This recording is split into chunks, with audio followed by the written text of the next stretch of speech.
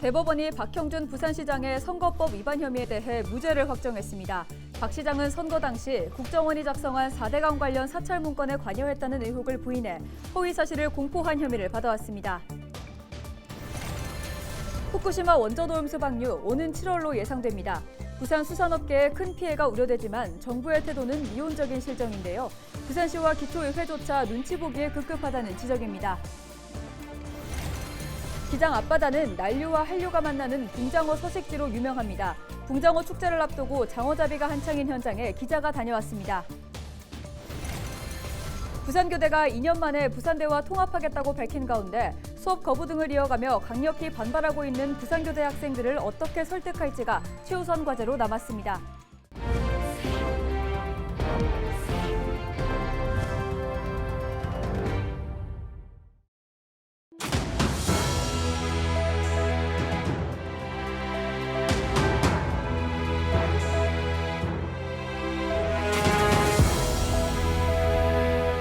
시청자 여러분 안녕하십니까? 헬로티비 부산 뉴스입니다.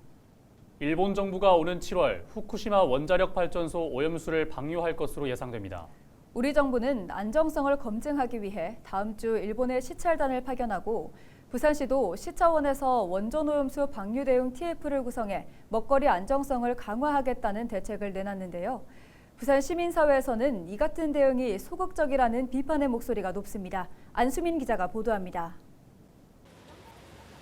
일본 영사관 앞 항일의 거리. 비가 오는 와중에도 후쿠시마 원전 오염수 방류를 반대하는 1인 시위가 진행되고 있습니다. 무기한 시위를 시작한 부산 지역 166개 시민단체는 정부 정책과 별개로 부산시의 적극적인 대책 마련을 촉구했습니다. 오염수가 방류되면 해양자원을 활용한 산업이 대부분인 부산의 경제적 타격은 불보듯 뻔하다는 이유에서입니다. 특히 최근 부산의 일부 기초의회에서 오염수 방류 반대 결의안이 부결된 것은 기초의회가 주민의 우려를 무시하는 꼴이나 다름없다고 지적합니다. 정부 눈치 보는 거고 기본적으로 국민들 위해서 기초의회도 일을 해야 되는 거 지역민들 위해서. 그런데 전부 자기의 안위를 위해서 일하는 그런 형태라고 저는 봅니다. 부산 지역 정치권에서도 정부와 부산시를 비판하는 목소리를 높이고 있습니다. 더불어민주당 금정구 지역위원회는 정부의 들러리식 시찰단 파견을 철회할 것을 촉구하며 삭발식을 진행했습니다. 이들은 부산시도 원전 오염수 방류를 가정하고 대응책을 내놓고 있는 실정이라며 오염수 방류 반대에 집중해야 한다고 말합니다. 그럼에도 부산시는 들러리 사찰단 파견에 합류시켜줄 것을 요청하는 그런 정도의 대응이 전부이고 아예 오염수가 방류될 때를 대비해서 대응체계 점검을 하겠다 운운하고 있다. 이르면 일본 정부가 오는 7월부터 원전 오염수를 방류할 것으로 예상됩니다. 방류 시기가 가까워 올수록 우려와 함께 보다 확실한 대책을 촉구하는 목소리도 커질 것으로 보입니다. 헬로티비 뉴스 안수민입니다.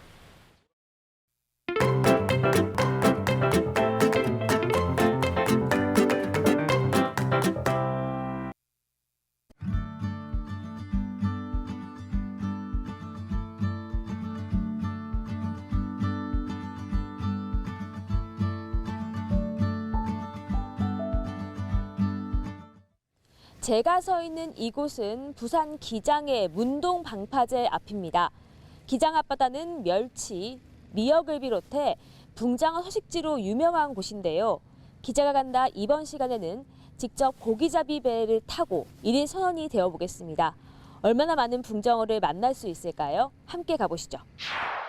어둠을 젖히고 해가 빼꼼 고개를 내미는 시각. 조업에 나설 준비가 한창입니다. 옷과 신발이 바닷물에 젖지 않도록 단신 방수복도 입습니다. 이제 20년차 어부 김양호 선장의 배가 바다를 가로지르며 나아갑니다. 기장 앞바다는 한류와 난류가 만나는 길목에 있어 물살이 세 붕장어의 주요 서식지로 알려져 있습니다. 여기 양식어장 바깥쪽에 짱어가 좀 나기는 나는데 아직까지 잘 모르겠습니다. 가봐야 알겠습니다. 전날 풀어놓았던 통발 수십 개를 수거하는 양망 작업이 시작되는데요. 방개가 우르르 딸려 올라옵니다. 통발은 안쪽에 미끼인 정어리를 넣은 뒤 정리합니다. 아까 건져 올렸던 통발을 다시 바다 안으로 넣는 투망 작업에 동참해보고 있습니다. 좀 손발이 맞는 것 같은가요? 이후 반개의 암수를 구분하는 작업도 이어졌는데요. 수컷은 살이 많이 없고 맛이 없어 암컷만 잡아 올린다고 합니다. 수컷은 대껍데기 모양이 좁은 삼각형, 암컷은 둥글고 큰 삼각형 모양입니다. 지금 빵개철이래가 빵개가 많이 잡혔습니다. 한 박스에 6만 원에. 안개 이빨 차가. 하지만 기다렸던 붕장어는 소식이 없는데요. 그나마 잡힌 것들 중에는 어린 붕장어가 많아 바다로 되돌려 보냈습니다. 김 선장은 장어를 잡는데 다른 방법이 또 있다고 말합니다. 플라스틱 통발이라고 해가지고 장어 잡는 통발도 따로 있어요. 그런데 이제 지금 여기 거의 이제 그런 장어 통발은 잘 안 하고 이제 이 그물 통발을 좀 많이 하고 그다음에 이제 주로 이제 준악어를 가지고 그 장어를 많이 잡거든요. 붕장어는 주로 하나의 낚싯줄에 여러 개의 낚싯바늘을 달아 바다에 던져놓고 한 번에 낚아 올리는 준악 방법으로 많이 잡습니다.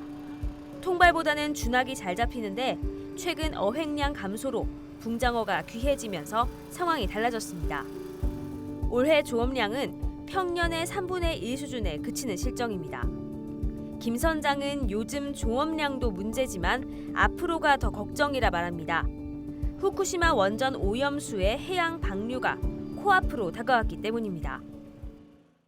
지금 염려가 되고 그 뭐 오염된다 하면은 아무래도 이 고기 판매하는 부분도 그렇고 소비자분들도 먹기를 꺼려 하는 부분 되면은 아마 저 생산자들도 좀 아마 힘이 안 들겠나 그렇 싶습니다. 이렇게 어려움이 가중되고 있는 상황이지만 기장 특산물인 붕장어를 알리기 위한 노력은 계속되고 있습니다. 코로나19 팬데믹으로 4년 동안 중단됐던 붕장어 축제가 올해 다시 시작됩니다. 최근 들어 더욱 귀한 몸이 된 붕장어를 더욱 신선하게 또 할인된 가격에 맛볼 좋은 기회입니다. 코로나 때문에 많이 침체되어 있던 부분을 이번 붕장어 축제를 기해서 이렇게 보다 좀 활성화되고 좀 상인들도 좀 이렇게 활짝 웃는 모습이 되었으면 좋겠습니다. 만선의 꿈을 안고 출항했지만 아쉽게도 붕장어를 많이 만나지는 못했습니다. 하지만 이런 어부들의 노력이 있기에 우리의 식탁이 더욱 풍성해지는 것이겠죠. 지금까지 기자가 간다였습니다. 부산교대가 2년 만에 부산대와 통합하겠다고 밝힌 가운데 구성원 동의 절차가 최우선 과제로 남았습니다. 17일 부산교대 교수회의는 서면으로 회의를 열고 부산대와의 통합을 주요 내용으로 하는 정부 글로컬 대학 사업에 참여하기로 했습니다. 통합에 미온적이었던 부산교대가 이런 결정을 한 데는 교원 인원 감축, 입학 성적 하락 등 내부 요인과 사업 선정 시 받게 되는 1,000억 원 이상의 지원이 큰 영향을 준 것으로 보고 있습니다. 부산교대와 부산대는 오는 31일까지 글로컬 대학을 위한 구체적인 안을 마련할 계획입니다. 하지만 부산교대 학생들이 수업 거부를 이어가며 강력히 반발하고 있어 통합 추진을 위해 필요한 구성원 동의를 어떻게 받아낼지 관심이 모아지고 있습니다.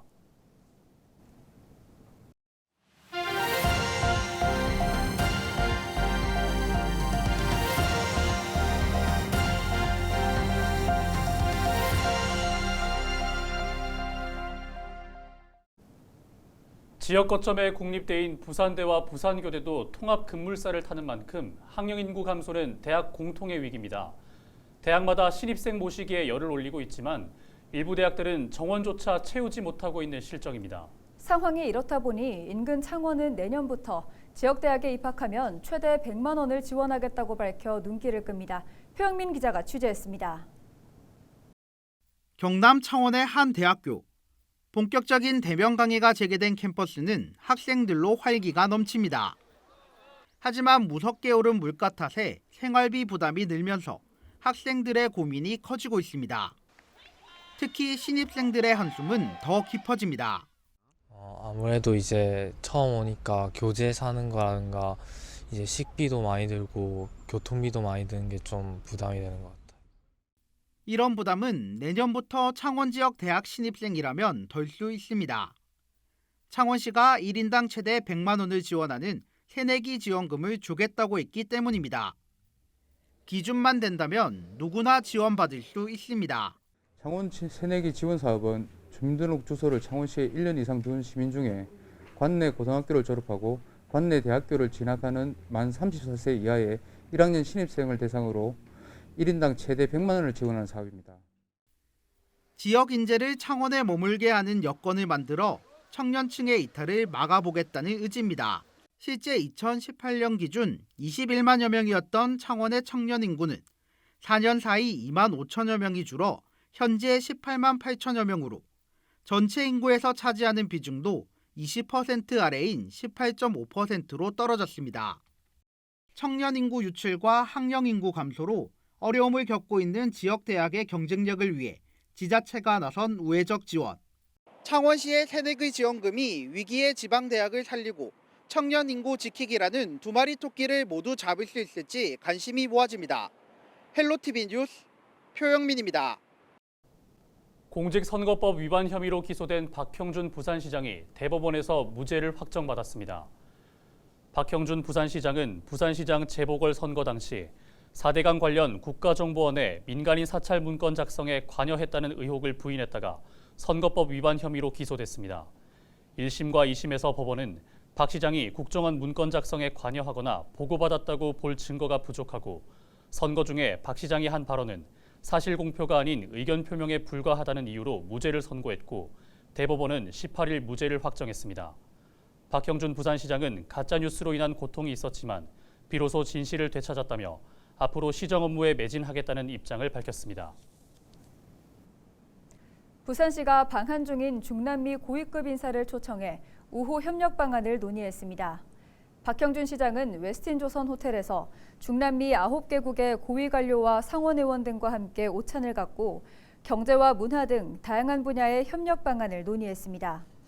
인사들은 이후 2030 부산 세계박람회 개최 예정지인 북항 일대를 둘러봤습니다. 중남미 고위급 인사들은 외교부가 주최한 2030 한중남미 미래협력 포럼에 참여하기 위해 방한했습니다.